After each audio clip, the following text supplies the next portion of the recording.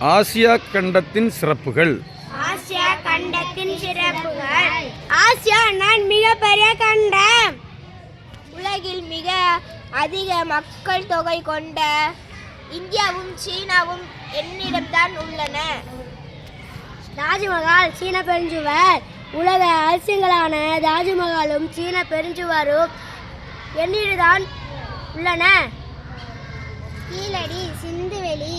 பண்டைய நாகரிகங்களான கீழடி சிந்துவெளி சீன நாகரிகம் மெசோபடமிய நாகரிகம் ஆகியவை என்னிடம்தான் தோன்றின. எவரெஸ்ட். உலகிலேயே மிக உயரமான எவரெஸ்ட் சிகரம் என்னிடம்